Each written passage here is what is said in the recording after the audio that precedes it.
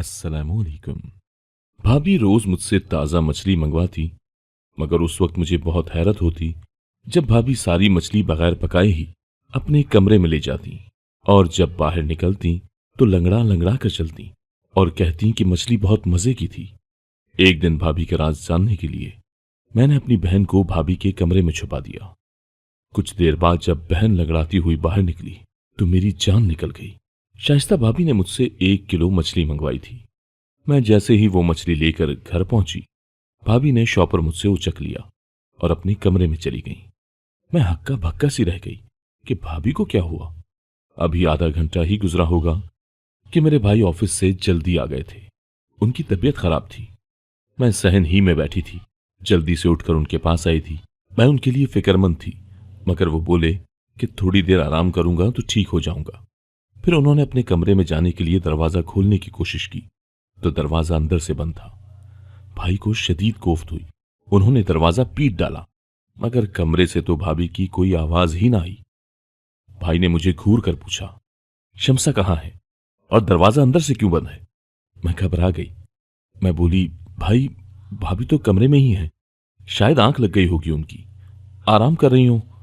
भाई ने जोर जोर से दरवाजे पर दस्तक दी, फिर बोले, शमसा दरवाजा खोलो, जल्दी करो। लेकिन भाभी ने कोई आवाज न दी।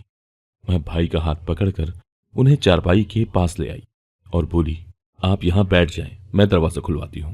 अब मैंने जोर जोर से दरवाजा बजाना शुरू कर दिया और साथ साथ कहती भी जाती कि भाभी दरवाजा खोल दें, भाई आराम करने घर आए हैं, उनकी तबीयत ठीक नहीं है।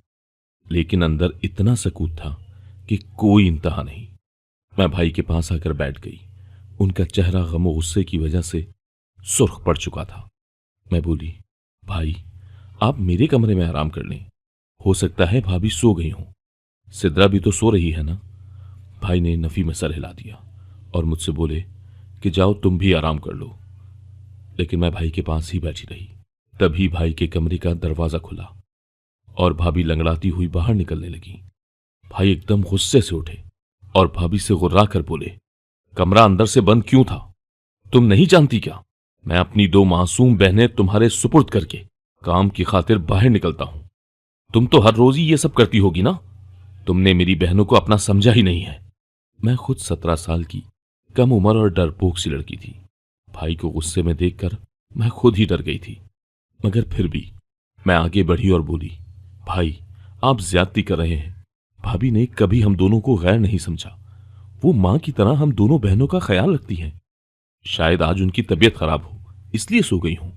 मेरी बात सुनकर भाई ने मेरे सर पर हाथ फेरा और खुद कमरे में चले गए। भाभी की आंखों में आंसू आ गए और उन्होंने मुझे गले लगा लिया था। वो बोली, शुक्रिया फातिमा। मैंने कहा, भाभी शुक्रिया को मारे गोली, आ जाए किचन में चलकर मछली बनाते हैं। भाभी एक लम्हे के लिए परेशान हो गई थी। वो बोली, फातिमा मछली तो मैंने खा ली है, तुम अपने कमरे में जाकर पढ़ाई करो। भाभी लंगड़ाती हुई किचन में चली गई थी। मैं हैरत ज़दा सी खड़ी थी कि भाभी ने मुझसे झूठ क्यों बोला कि उन्होंने मछली खा ली है, क्योंकि मैंने अपनी आंखों से देखा था वो कच्ची मछली अपने कमरे में ले गई थी। मैं अपने कमरे में आ गई और पढ़ते पढ़ते न जाने कब मेरी भी आंख लग गई थी। मगरिब की अजान से मेरी आंख खुल गई। सिद्रा भी जाग गई थी। हम दोनों बहनों ने वजू किया और नमाज पढ़ने लगी। अब हम दोनों किचन में जाकर भाभी के साथ काम में हाथ बटाने लगी थी। आज भाभी मुझे बड़ी बेचैन सी और खोई खोई सी लगी थी। भाई भी किचन में आ चुके थे। अब भाई बिल्कुल पुरसुकून से लग रहे थे। वो भाभी के साथ भी मामूल की बातें कर रहे थे। मैंने ये सोचकर ये सब नजरअंदाज कर दिया था कि ये मेरा वहम ही होगा। सुबह में जल्दी उठकर कॉलेज के लिए तैयार हो गई और भाई के साथ ही चली गई थी। वो ऑफिस जाते हुए मुझे भी साथ ले जाया करते थे। मैं और सिद्रा एक ही कॉलेज में पढ़ती थी। उसके फर्स्ट ईयर के इम्तहानात हो चुके थे, इसलिए उसकी छुट्टियां थीं, जबकि मैं थर्ड ईयर में थी। मेरे इम्तहानात को अभी 2 माह रहते थे। कॉलेज से वापसी पर मैं बस में सफर करती थी। मैं जैसे ही घर पहुंची, मैंने भाभी को अपना मुंतजिर ही पाया था। वो बोली, फातिमा जल्दी से यूनिफॉर्म तब्दील कर लो और मुझे 1 किलो मछली ला दो। फिर वो कमरे से पैसे लेने चली गई थी। भाभी की लंगड़ाहट भी खत्म हो चुकी थी। मैं जल्दी से मुंह हाथ धोकर भाभी के पास आ गई थी। मैं भाभी शमसा की फरमाइश पर 1 किलो मछली लेकर आई थी। मैंने भाभी को शॉपर पकड़ाकर जोश से कहा, भाभी आज मछली का सालन बना लीजिएगा। मेरी भाभी के चेहरे का रंग एक लम्हे के लिए फक हो गया था। फिर वो असबात में सर हिलाकर मछली अपने कमरे में ले गई। मुझे एकदम से घिन आई थी कि बदबूदार मछली अपने कमरे में कौन लेकर जाता है। फिर मैं कंधे उचकाकर अपने कमरे में आ गई और पढ़ने लगी। शाम के वक्त भाई ऑफिस से आए तो मेरे और सिद्रा के लिए खाने पीने की अशिया ले आए थे। भाई की आवाज सुनकर भाभी अपने कमरे से निकली तो वो लंगड़ा कर चल रही थी। मैं हैरान रह गई कि पहले तो भाभी के पैर की लंगड़ाहट खत्म हो गई थी, अब दोबारा वो क्यों लंगड़ाने लगी हैं।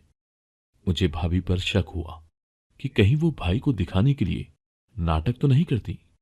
लेकिन जब मैंने भाभी के चेहरे की तरफ देखा तो साफ पता चल रहा था कि वो बड़ी तकलीफ में है।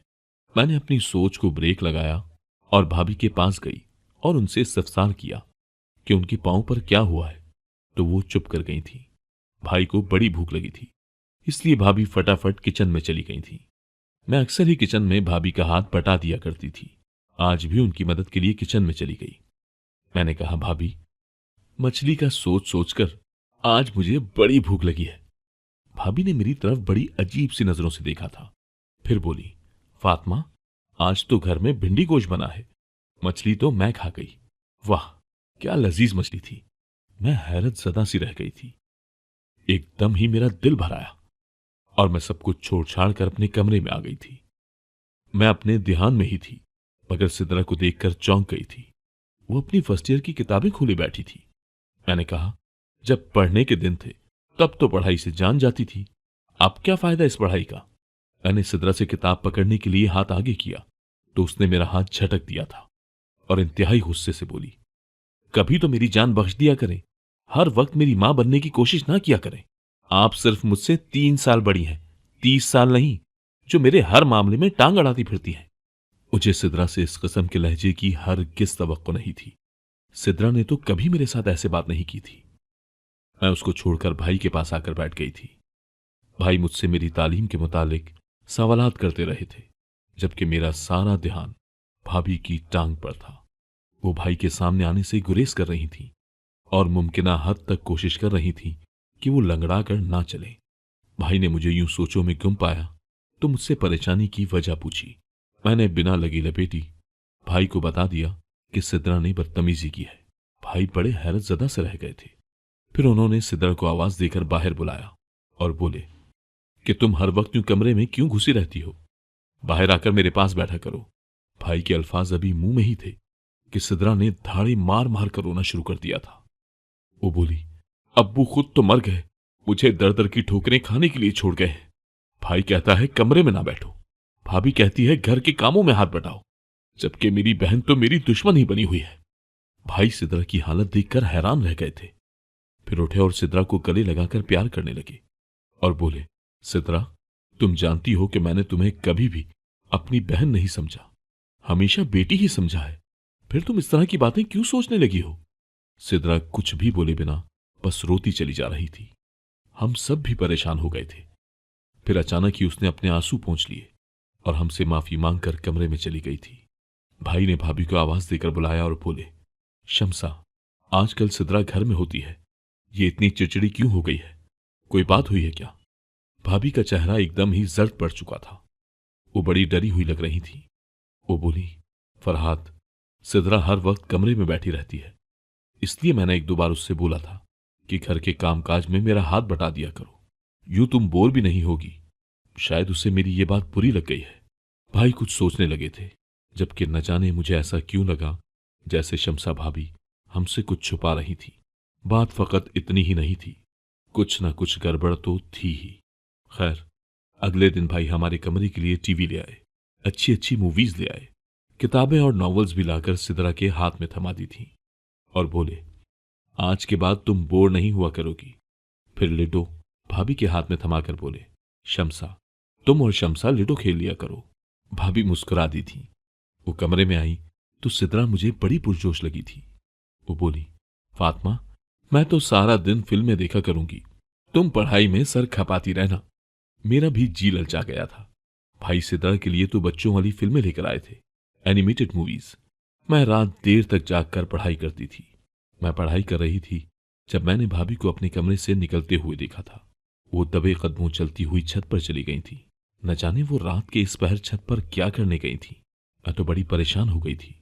मैं पढ़ाई वगैरह सब कुछ भूलकर बाहर ही देखती रही थी। तकरीबन 1 घंटा छत पर बिताकर भाभी अपने कमरे में वापस चली गई थी। आखिर ये सब हो क्या रहा था? मैं इसी फिक्र में घुलती जा रही थी, जबकि मेरा दिल पढ़ाई में भी नहीं लगता था।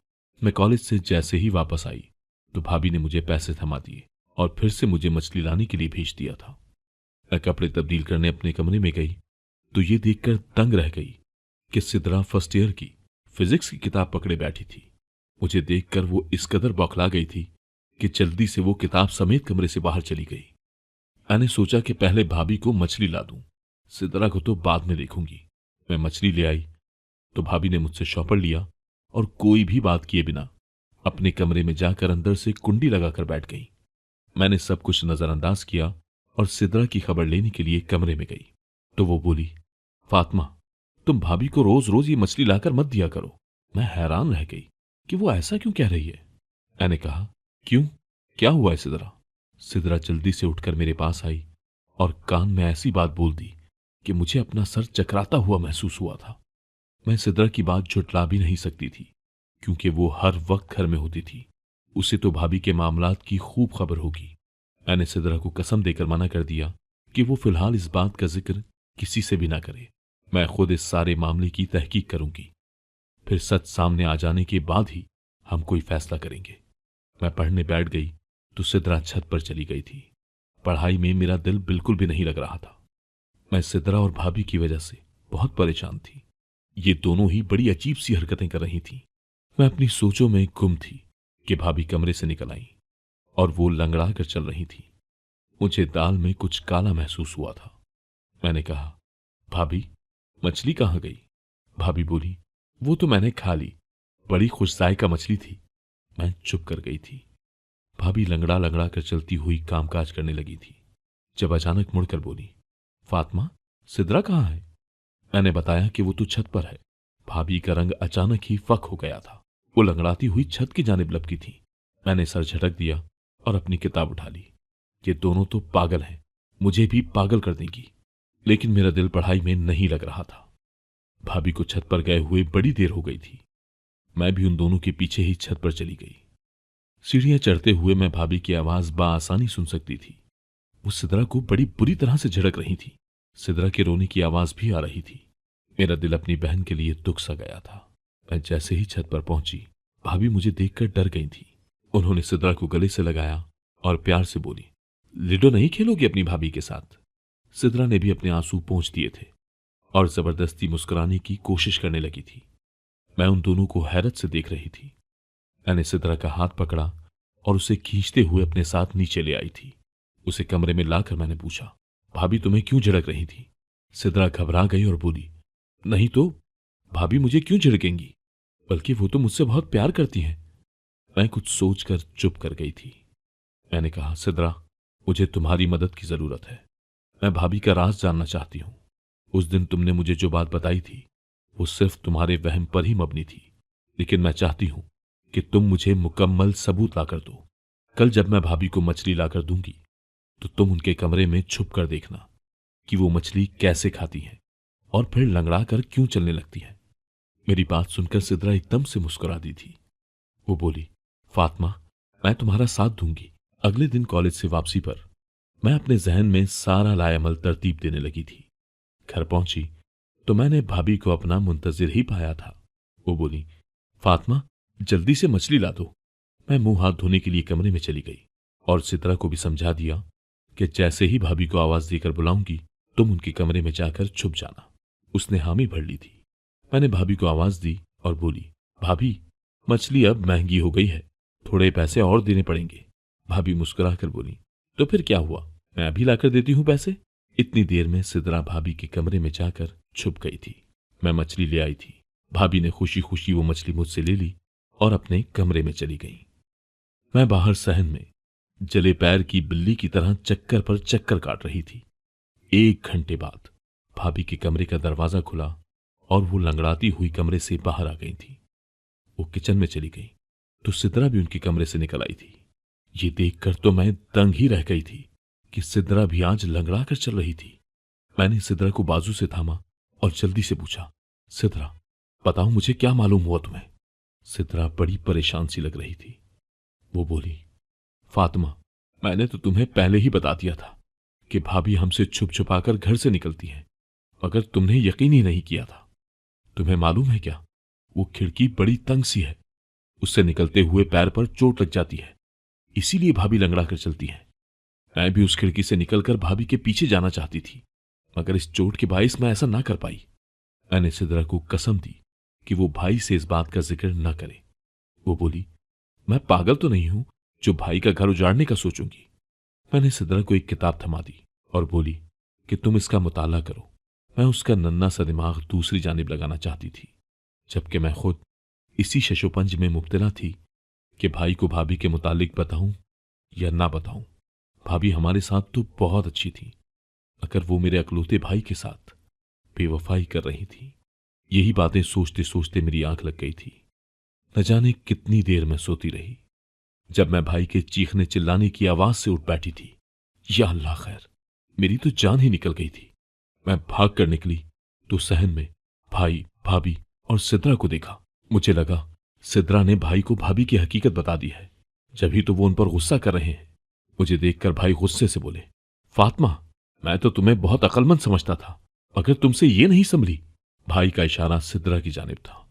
मैं जल्दी से आगे बढ़ी और बोली, भाई हुआ क्या है? भाई की आंखों में आंसू आ गए थे।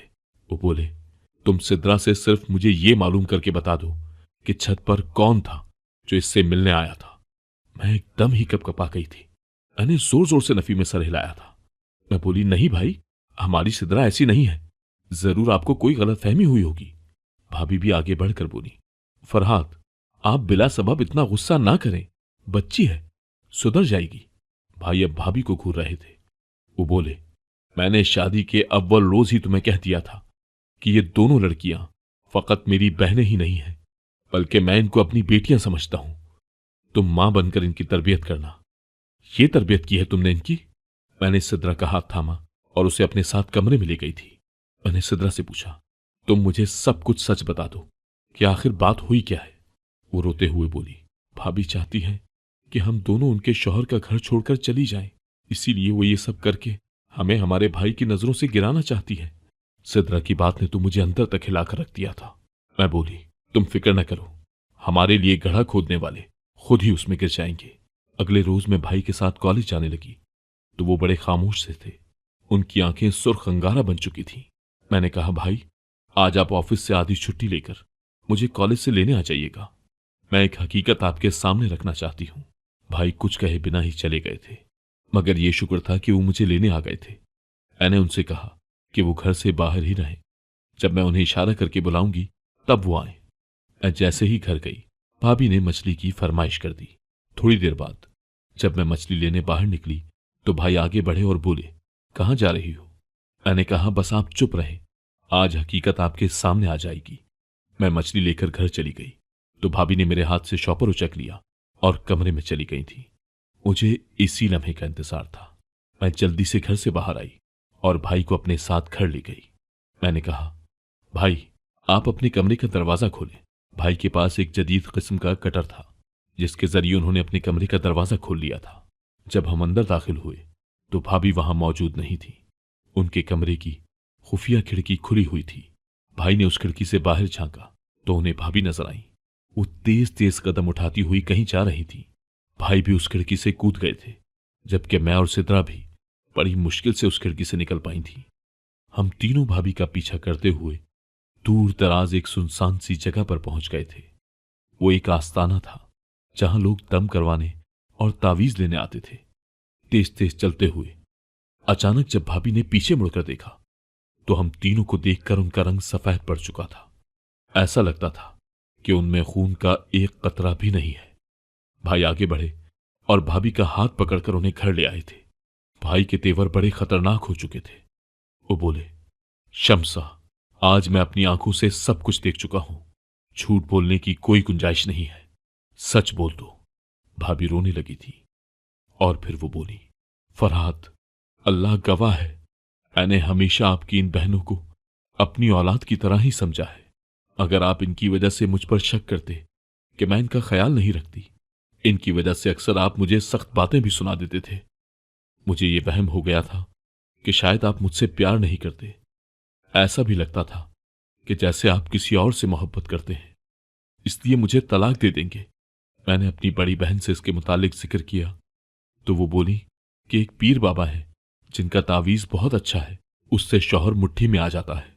इसलिए मैं आप सबसे छुपकर उसके आस्थाने पर जाने लगी थी। पीर ने कहा था कि पूरे 30 दिन 1 किलो मछली लाकर मुझसे दम करवानी है, फिर वही मछली नहर के किनारे फेंक देनी है। मुझे ये सब करते हुए 27 दिन हो चुके थे। मैं आप दोनों के जाने के बाद अपने वजीफे वगैरह पढ़ती रही, इसीलिए मैं सिद्रा का ख्याल नहीं रख पाई। मुझसे चूक हो गई। सिद्रा मोहल्ले के आवारा लड़के काशिफ से मोहब्बत कर बैठी और उनके दरमियान खतो किताबत का सिलसिला भी शुरू हो चुका था। मुझे सिद्रा पर शक हुआ, इसलिए मैं आधी रात को उठकर छत पर चली गई। तब मुझे काशिफ का खत नजर आया। उसमें उसने सिद्रा की बड़ी बड़ी तारीफें लिखी हुई थी। मैंने वो खत सिद्रा को दिखाकर कहा कि मैं तुम्हारी हकीकत तुम्हारे भाई को बता दूंगी, इसलिए बाज आ जाओ।